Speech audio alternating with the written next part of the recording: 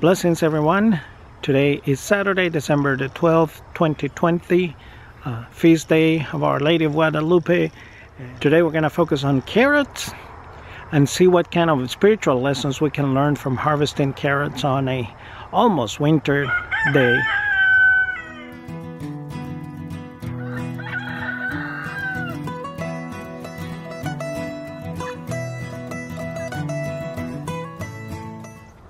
Alright, well, it doesn't look the most beautiful now, but over here we have still almost a whole row of carrots. These beds are all 50 feet in length. Next to that there were two other rows of carrots that we harvested early on. We've been eating from that, but most of it has been going to farmers market. If I get closer here, you can tell that obviously, you know, we've been having cold days and warm days. Today's actually rather warm. It's in the 40s. It's a perfect day to work on this. We're gonna harvest this bed. Well, the better part of this is that help is on the way. Just trying to decide how to approach those. Come on, Anna. That's funny because, you know, it's like life making decisions, right? She knows where she wants to go but can't find the right path. And there she is. Hello, beautiful. Hi. You ready to help with carrots? Yes. All right. And so you look beautiful today. Is that okay if your clothes get a little dirty? Yes. All right. So let me show you what we're gonna do, okay? Alright, so I think that what I would like to do is I'm going to use the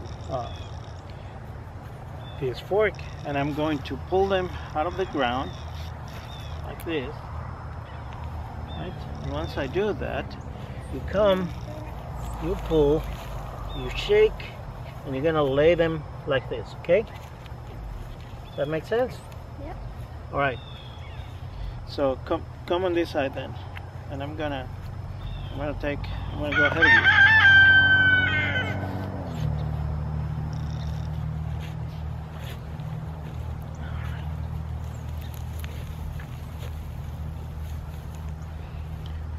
Yeah, make sure you line them up nicely, okay? So that, because then we're gonna come and break them up and put them in a container. Okay? Just line them up like this. Very good.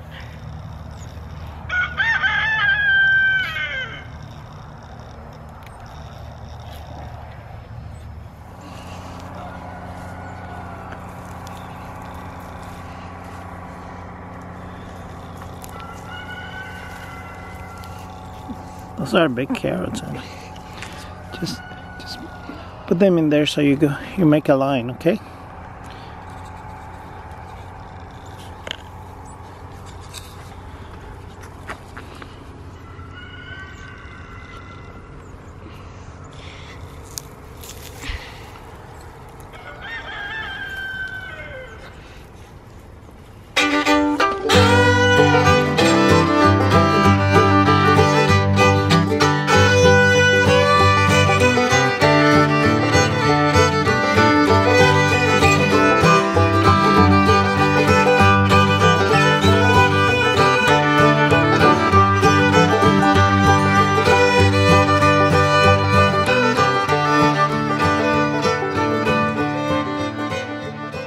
Alright, so we're moving along.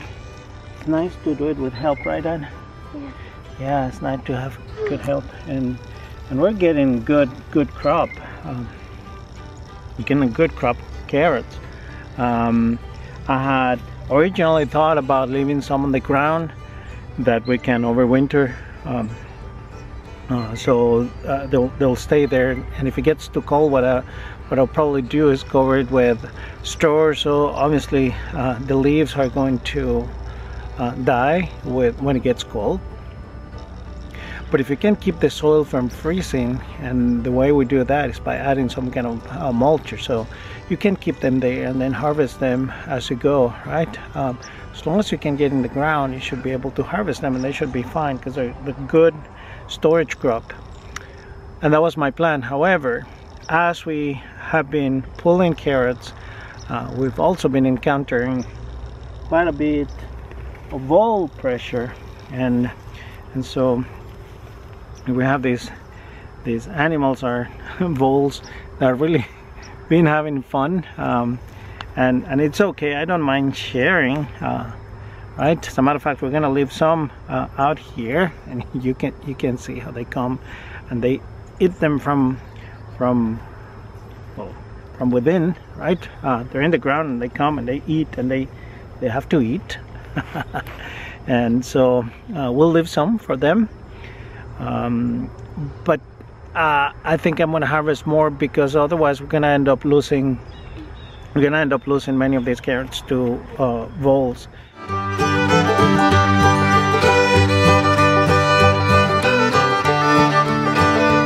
Alright, Mama, so here's what we're gonna do. We're going to we're gonna start on that end. So I'm gonna snap the greens, okay? And the greens, you're gonna put them on top of the bed, okay? So you snap the greens, right? And put the carrots in here. We're gonna wash them afterwards, okay? And so what we can do, yeah, is it hard to snap? If you just snap it down like this, maybe it'll work. And the big ones here, they're difficult because they're kind of big. Yeah, good job. And so, okay, so grab the ones on top so you don't bury them on the greens, okay? So you don't make a mess there. And while you do this, I'm gonna do the same thing starting from the other side, okay? And we're gonna meet in the middle. Does that sound like a plan? All right, go ahead, Liz.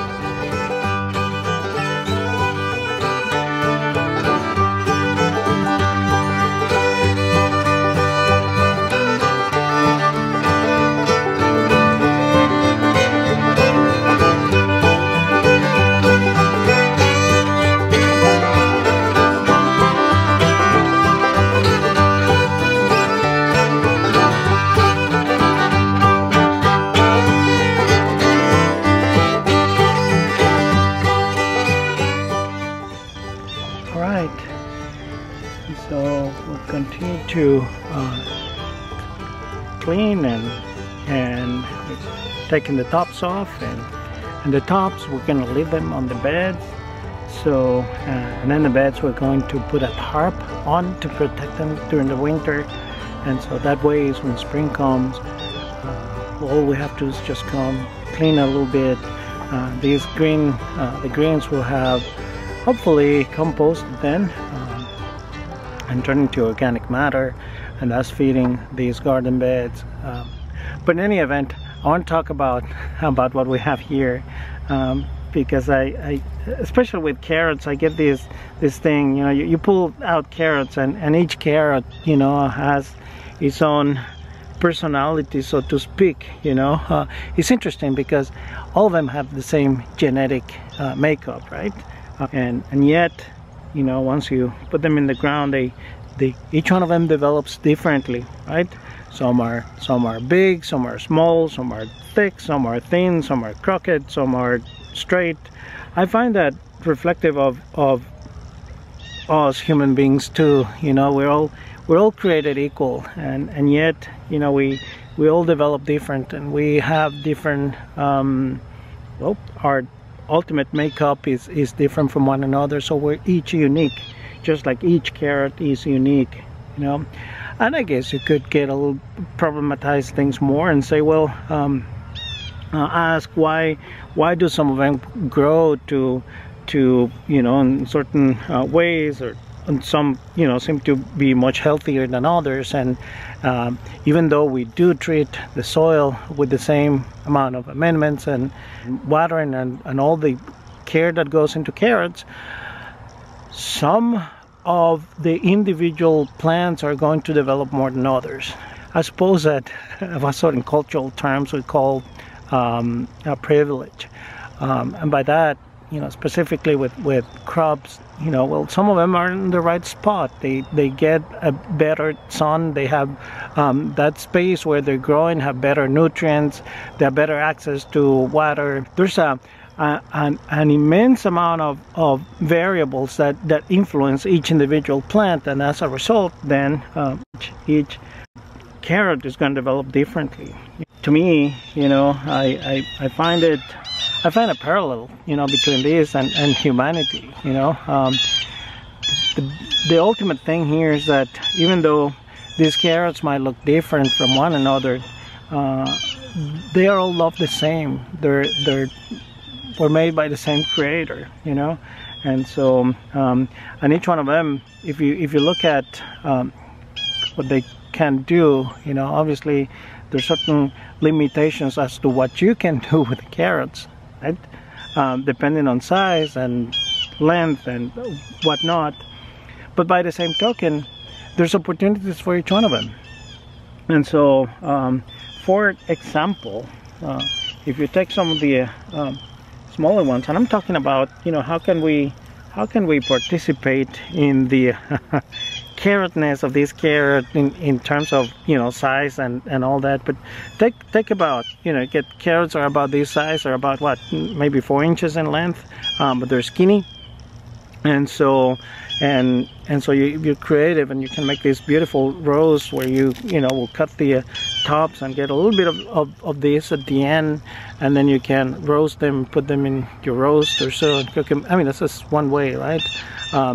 And so, or if you're into I don't know, or I mean, these are great for snacks too. Like my children, I love these. And what I like about a snack carrot like this is that you know, once it's washed or so, get a little way to, you know, to handle it, and then you can eat it. And so you see, there's great deal of potential in this skinny carrot, right? But by the same token, there's a lot of potential in the more, you know, the fatter ones, in that you can chop them and use them in soups, or you can slice it or get creative and cut it into you know, whatever you like to do with them. Once we get everything ready here in the bins, we're going to wash them and dry them up a little bit, put them in boxes, and then we'll go to the fridge, and then we'll be taking, that'll be kind of our supermarket, so to speak. That's where we go and grab what we need. All right, so we're gonna split this up and get all these carrots ready for wash. All right, well, we have 3 of these bins, crates, and each one of those carries about 50 pounds, so got about 150 pounds.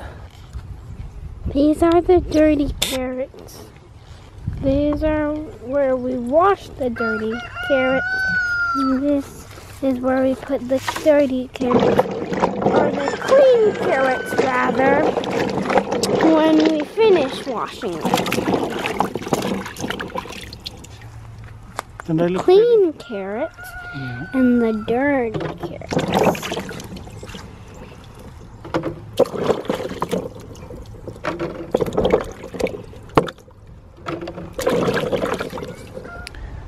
All right, well, here's our winter stash. So we have in this box some of the smallest ones, the crooked ones. These are the ones that will turn into juices or soups. So we have this, maybe somewhere about 20-30 pounds. Then these 2 bins in the middle, which is kind of like the right size for these variety of carrots. You know, they're medium size, great for snacking or cooking, or I should say, probably call it an all-purpose. And then on this one bin, we have the overachievers. These are the largest ones that we can, you know, chop and put in stews, and that stews or roasts and that sort of thing. So this was a really good crop of carrots, and This variety, in case you're interested, it's an Antes variety called Bolero, and we have been growing it for a few years as kind of a storage winter carrot. Remember to share a recipe or two if you have them. We'll be more than happy to try them. I hope you can join us again next time. Meanwhile, we wish you all well and blessings to all.